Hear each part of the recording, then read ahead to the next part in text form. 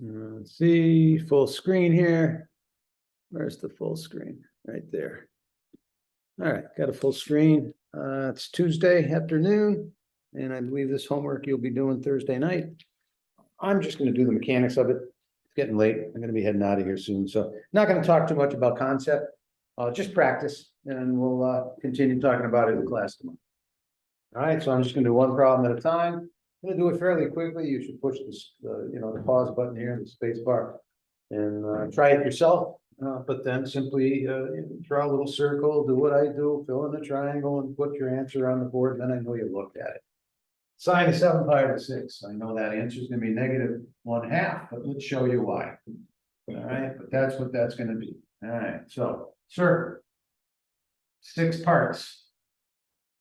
Gonna break that up into 3 and 3. So boom, boom. I think we can see our angle 30 degrees. Right, and there's 1, 2, 3, 4, 5, 6. 6 is over here, sorry. Right, 6 pi over 6. 5. And I'm already talking too much. So here we are. Let's see if I can draw that a little better. Okay, well, that was pretty good actually. There's the up to the x-axis. There's your 90 degrees. There's your 1 for a radius. There's your altitude, which is below the x-axis. We're putting this, this is the coordinate 1, 0. This is the coordinate -1, 0 here, right? So that's the x-axis. And that coordinate, we'll show you how you can get that later. So this is 7 pi over 6. This is 30 degrees. Therefore, opposite is, that's the smallest side in the 30, 60, 90, opposite 30, that's the reference angle. It's actually 210 degrees, but that's -1/2. And so that's how you do that one. See if I can draw a little bigger picture, better picture the next time. All right, so the next one is. There we go. All right, we're doing the cosine of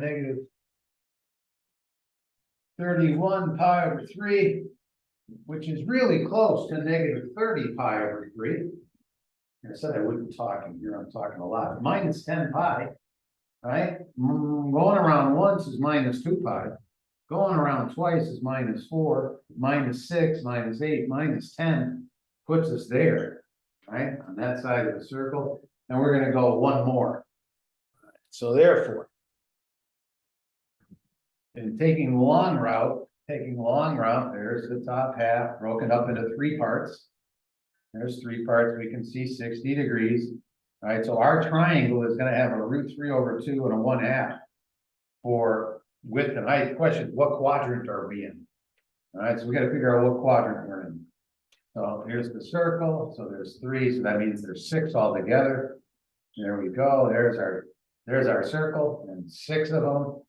We do that 5 times, we're at 30. Oh, I'm going the other way, excuse me. We're at 30, so I'm here. So there's my triangle, there's your 60-degree reference angle. So that's +1/2. This is -√3/2. This is 1, and we're after the cosine, which is the adjacent side, boom, to the hypotenuse. That's the ratio. So it's technically 1/2 divided by 1 in terms of the picture, but our answer is 1/2. That's 2 problems down. All right. Now, when you get good at this, you don't have to draw the pictures. They're going to be in your head. 25 to the -3/2.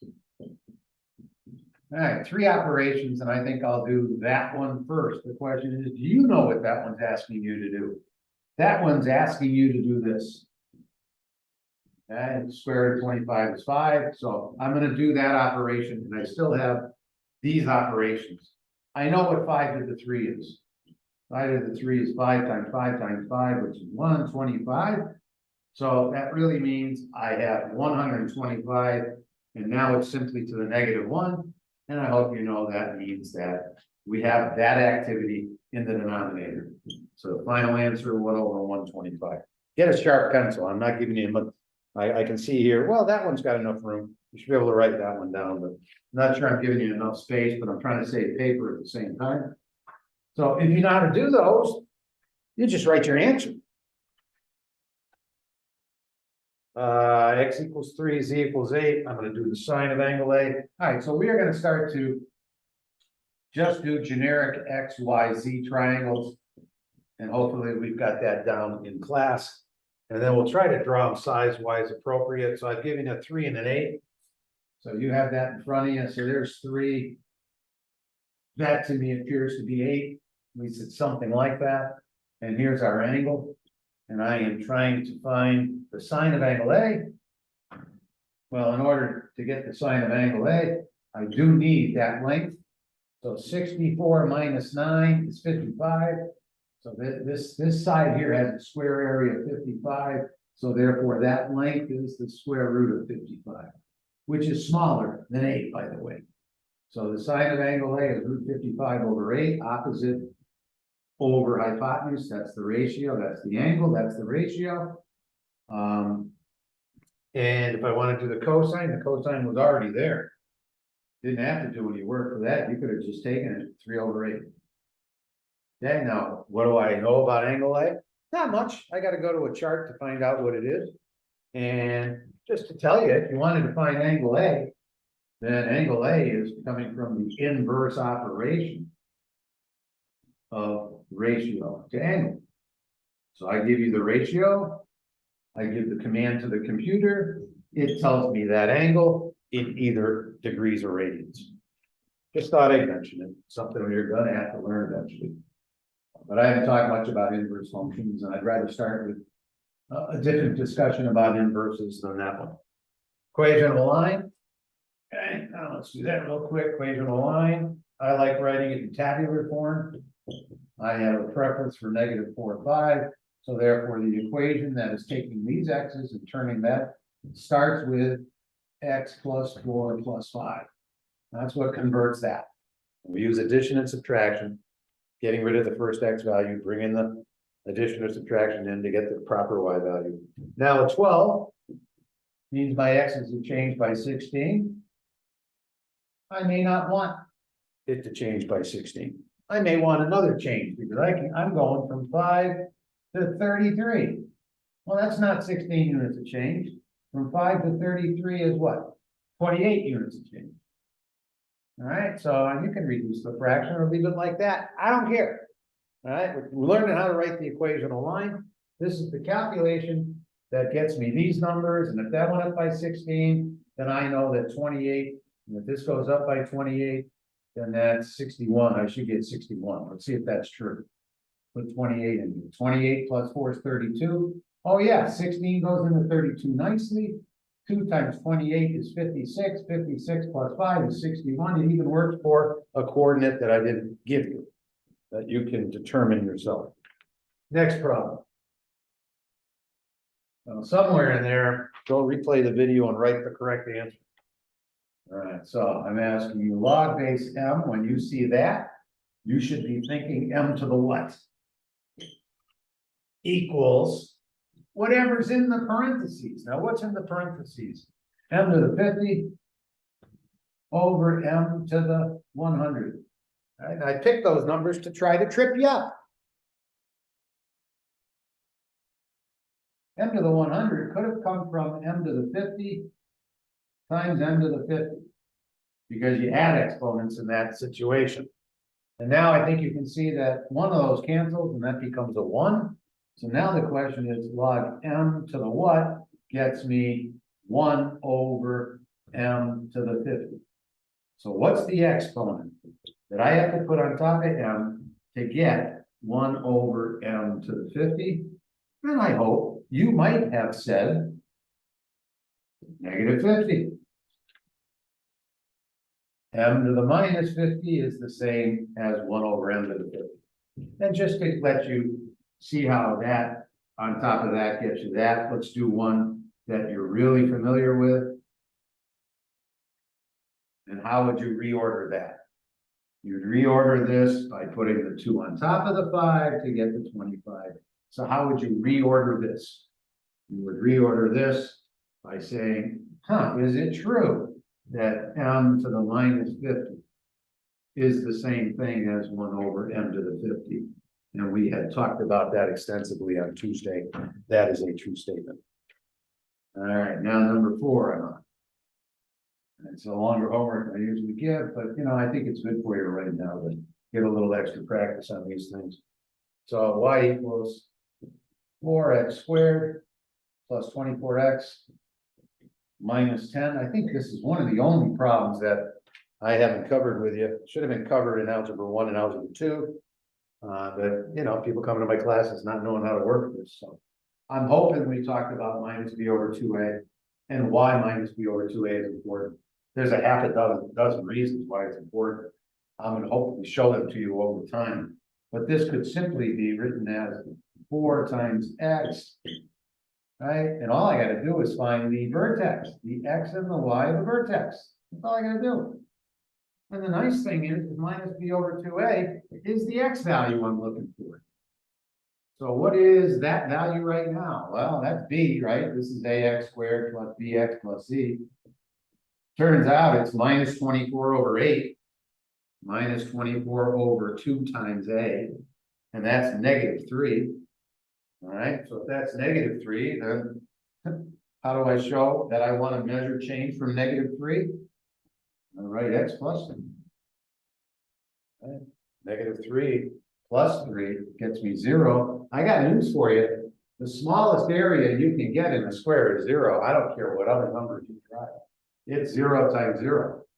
So how am I going to make this thing 0 times 0 if I got plus 3 in there?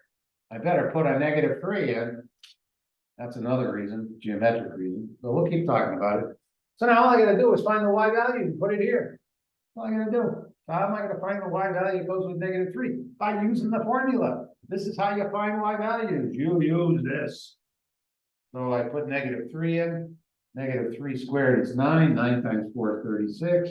That's going to be negative 72 without even looking. Negative 3 times 24. Yes, it is. It hasn't changed. Whenever I put these together, I get the opposite of the first number. Now you can do it out. You're going to get minus 36 minus 10, which is minus 46. All right, so now that's the graphing form. It's not a graphing form unless you can look at it and say, what do I know? I'll tell you what I know. I know it's a cup shaped up. It's positive x squared. I now know negative 3 gets you negative 46. Yeah. And I also know from this that a 0 gets you negative 10. 0's over here. 0's on the increasing side. It's going up. We read graphs from left to right, and that middle term is positive. It's on the increasing side, and that is a good enough graph for me. All right, going up forever, right? There you go. Lots of information coming from this. I mean, we could have plugged in 0 here, right?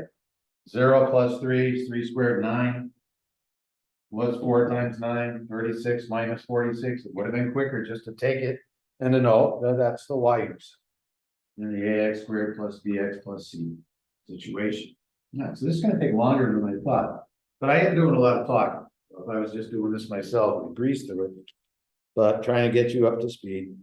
So we got a 2, 5, a 2 and a 5, and it's a quadratic. I think I can do x minus 2 squared. When I put a 2 in, that's the smallest area. That's going to give me a minimum. But I'm going to bump that minimum up 5 units. Now I'm going to go to 6. Well, this is area. Right? This is area. So the area is not changing by 4. It's changing by 16. Because when you put 6 in, right, that's constant. That's not changing. When you put 6 in, you've created 16 new units of area. And 5 plus 16 takes me to 21. Let's see if 21 is the y value I want. If it is, I'm going to leave this alone and I'm done. I want to get to 44. Ah, shucks. 44. I can't add 16 to 5 to get 44. What can I add to get to 44? 5 plus what? 5 plus 39. Ah, so I need 39 units, not 16. Trying to see how the numbers work. All right.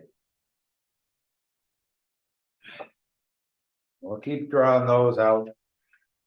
Those conversations need a whole. We need to go deeper than that. You to understand what the heck's going on here. It takes time, patience. All right, f of x, functional notation. I trust everybody did functional notation already. Sine. of 4x minus pi. And I am gonna plug in pi over 6. Have I got it written right? No, 4, yes. Okay, so that's equal to the sine of 4 times pi over 6 minus pi. We're gonna figure out what that is. Is that all I'm doing? Oh, times 50. I forgot the times 50, so there's a times 50 there, but I'm running out of time here and I got more problems to do. So let's keep it right there for now. So that's 2 pi over 3 minus pi is minus 3 pi over 3.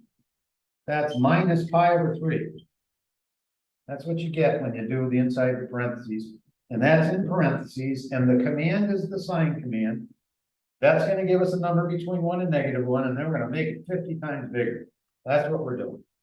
Minus pi over 3. Hope I can shortcut this, right? I'm going in the other direction, a 60-degree reference angle. And I'm looking for the sine, which is the height. So what's that height? Sure looks like minus √3 over 2 to me. And so that's what I'm multiplying by, minus √3 over 2. Remember, we're doing this the whole semester now. The fact that it's in front of us means we can do this the whole semester. And we're gonna do it the whole semester. How you do it at the end of the term, and we're talking December, very different than how you're doing it now. And keep that in mind, as I am making you go pretty quick here. So 2 goes into 50, we really should say 25. We should move the negative outside, times √3. Okay, and I am going to be asking you to memorize √3. I'll give you a memorization sheet soon. It's about 1.73 units. It's twice 0.87. Let's say 1.73, that's close. All right, so that was an evaluation. It was just pure mechanics, but there was a lot to that mechanics. So you're gonna have to take some time to learn how to do that. All right, but you did it this morning and you're doing it again now, and you're gonna be doing it again tomorrow. All right, so we got a 30, 60, 90. The smallest side length is 8. I know what a 30, 60, 90 is. There's 30 degrees. There's 30 degrees over here. I know 1, 1/2, and I know this is 1/2 times √3, which is √3 over 2, but expressed it. And now I'm changing the smallest side to 8 units. Oh God, I got a much bigger triangle, but that's now 8 units. Well, you know, that looks like it's half that. I think that's 16. No, and I guess it's the smaller one times √3. Because this 16 is really 8 times 2. And what I'm suggesting this one is 8 times 1.73 approximately. All right, but what are we gonna say? We're gonna say 8 √3, and we're gonna say 16, because that's what trigonometry is all about. Right triangles have the same ratios each and every single time. And those are the ones, and that's an SAT question. So we want to get good at that one. All right, some repetition here. Log 25 to get 125. Log 25 to get 125. And keep in mind, logs are exponents. They're a fancy way of saying we're trying to find the value of an exponent. All right, well, what exponent is going to do that and turn it into this? Well, you can start thinking about operations. I think if you take a square root 25, you get 5. And I think if you cube 5, you get 125. So from a conceptual level, you can start thinking about it. From a purely mechanical, we've got to have the same base. And it sure looks like 5 ties these things together. So that should have been expressed as 5 squared. And then we're looking at what is going to turn that exponent into the one we need, 3.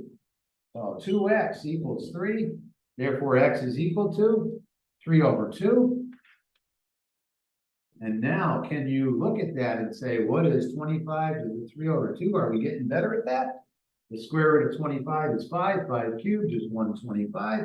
So hence, our answer is the exponent 3 over 2, because if I put it on top of a 25, I get 125. All right, we're getting there.